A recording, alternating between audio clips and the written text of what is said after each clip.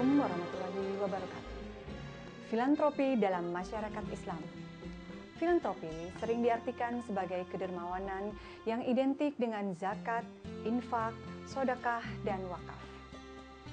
Wujud filantropi diantaranya adalah bantuan kepada fakir miskin, wakaf rumah ibadah, pembangunan madrasah, pengembangan fasilitas umum. Dulu, filantropi bersifat konsumtif. Sekarang, lebih berorientasi kepada produktivitas. Filantropi terus berkembang dalam masyarakat Islam Indonesia. Pemirsa, mari kita saksikan sajian berikut.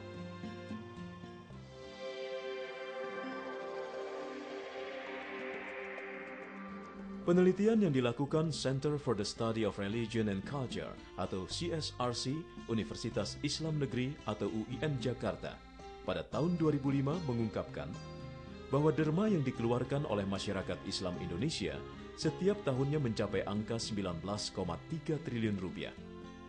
Jumlah tersebut jelas bertolak belakang dengan kondisi kemiskinan yang mengenaskan yang dialami jutaan masyarakat Islam Indonesia. Dari dana 19,3 triliun rupiah tersebut, hanya 5-7% saja yang mampu diserap oleh lembaga-lembaga filantropi modern untuk dikelola menjadi aktivitas perekonomian yang produktif dan berkelanjutan.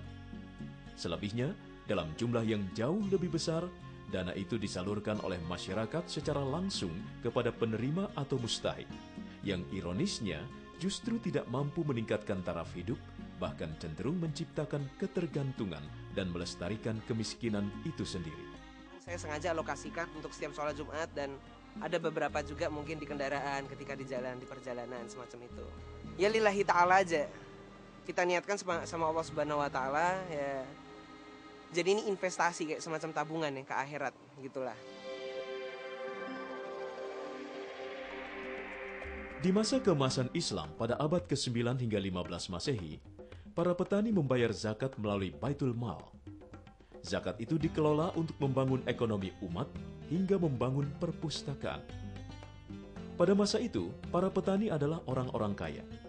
Tidak heran kalau fikih zakat banyak ditujukan kepada mereka. Di masa sekarang, kaum petani adalah orang-orang yang hidup sederhana. Namun, mereka masih setia membayar zakat karena fikihnya memang masih sama. Sementara orang-orang kaya telah bergeser dari sektor pertanian ke sektor ekonomi modern di perkotaan yang justru belum tersentuh fikih zakat.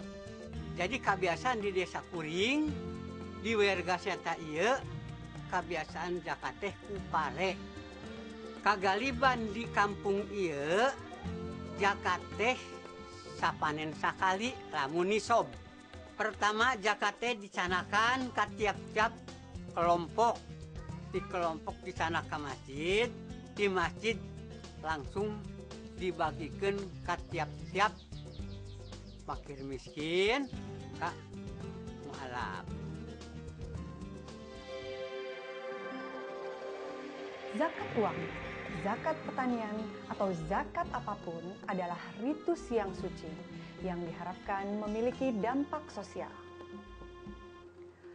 Filantropi Islam masih mencoba menebar harapan bagi terbentuknya masyarakat yang sejahtera sekaligus menggapai ridho ilahi. Kita mendorong bahwa dengan berderma, insya Allah Tuhan akan membalas derma kita. Kita tidak akan miskin oleh karena berderma. Karena ini satu potensi untuk membangun bangsa. Walaupun tidak perlu harus melalui pemerintah ya. Bisa melalui apa saja, tapi ini satu potensi yang bisa kita gali untuk kepentingan kita bersama.